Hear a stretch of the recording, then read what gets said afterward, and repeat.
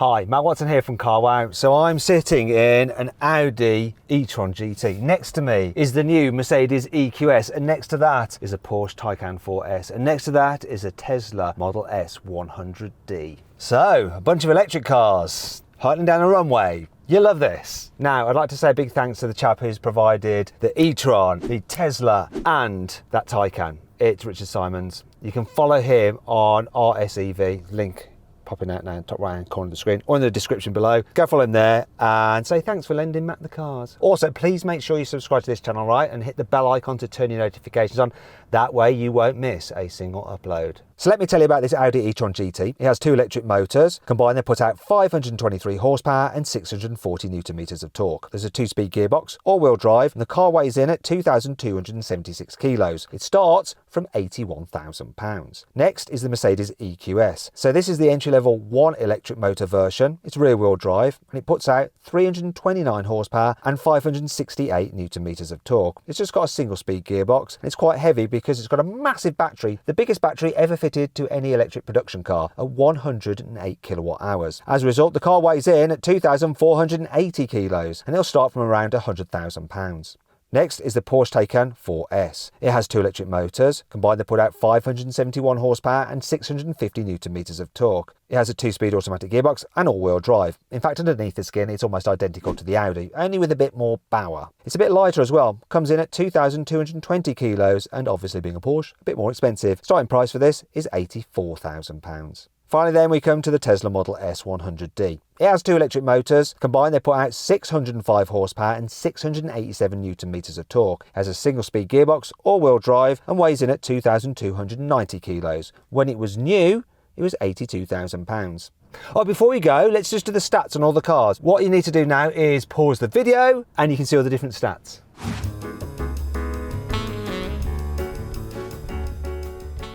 There you go. Let's get on with it. Buying a new car? Then head to CarWow and my team will help you find your next car at a fair price. CarWow, your one-stop car buying comparison site. 3, 2, 1. Well, the Taycan's off. That EQS has been dropped. Can I beat the Tesla?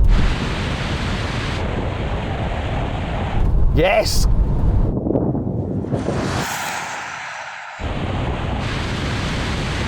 Taycan launched better though. Here we go, here's the finish line. Woo! Poor EQS. Just the single motor version, so it's a little bit tougher for it. Bear with me a second, people. I've just got to go and get my radio.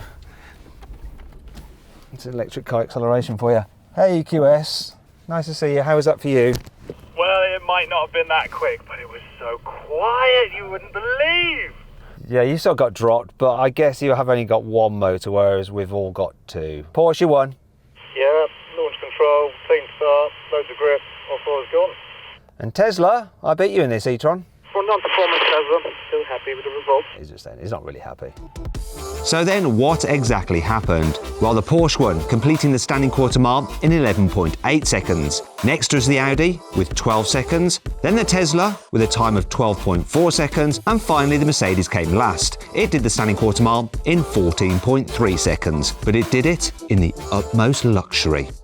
Okay, now we're going to have a rolling race from 30 miles an hour. I'm going to count it in, and then we're just going to floor the accelerators, see what happens. Here we go. 3, 2, 1, go. Whoa, the Tesla shot ahead. This shot ahead of the Taycan. Can we catch the Tesla before we run out of space?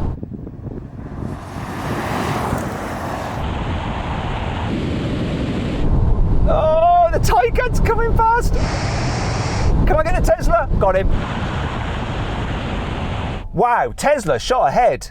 I really didn't expect that, knowing that those two cars have two gears and this is only one, so good results for Tesla. I don't know whether this was like changing down again. I don't know what it was doing, whether it was the gearbox actually played against it on this occasion because it's in the second gear or I don't know. What do you reckon, Richard, in your Taycan? I think it did. It almost like did a kick down because you had a slight jump first and then it carried on going and I felt the change of gear later on. Right. EQS, was that nice and chilled for you? Yeah, it certainly was. I feel like somebody's chauffeur bringing up the rear, just ready to pick you up if you break down. Not really feeling like I'm in the race, to be honest. To be fair, I think we really need to come again with the dual motor version of the EQS, but it's the only car available in the UK. We wanted to get it in the video, so here it is. But he's enjoying it, it's lovely in there. Anyway, let's try something else to see if we can take that kick down of these gearboxes from the Porsche and the Audi out of the equation. Let's do another rolling race. This time though, we're going to be doing it from 50. See if this makes a difference. You ready everyone? 3, 2, 1, go. Once again, that Tesla.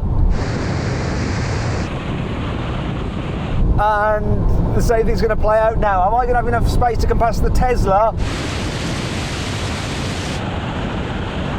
Yes, and I'm right with the Taycan there. Oh, is he going to run out of runway again? Hasn't he learnt?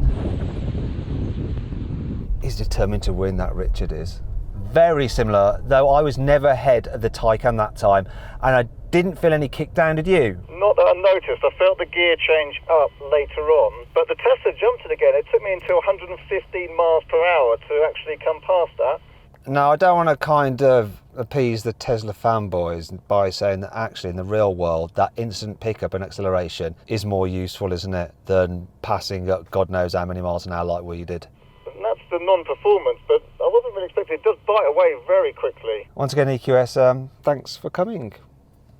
Okay, now we have a brake test from 70 miles an hour. When we reach the cone, full emergency stop. Right, the cone is coming up the now. Here it is, here it is.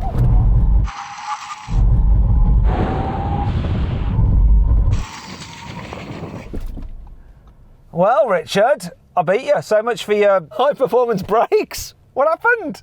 It must be down to the driver and poor reactions. It felt like a bit hard. The ABS was doing its thing, but you're behind me. And you're not really that much far ahead of the big, heavy EQS. No, I was surprised. He was pretty much there next to me the whole time, and I think only at the very end I finished quicker, so it wasn't much in it during most of the braking zone. Now, that EQS is just so huge, I can't really see where the Tesla is. What happened, Tesla? Where are you? Yeah, I did come last. It just kept sliding and couldn't get grip at all. This e-tron, I didn't feel any ABS. It just dug in and stopped. Really impressed with the stopping on this. I'm also quite impressed with that EQS because it is so heavy, yet it didn't really get humiliated by these other two cars, which I'd say are lighter, but they're still quite heavy, aren't they? Anyway, I hope you all enjoyed the video. If you did, please give it a like. As ever, please make sure you subscribe to this channel and hit the bell icon to turn your notifications on. That way you won't miss a single upload. I've also put a link to Richard's channel in the description below. I really would appreciate it if you went to his channel and just follow him there and then comment on some of his videos saying, we're sent here from Carwow, thanks for lending us the cars, because it will just give him the encouragement to make sure he brings more for us to drag race. Thanks for watching.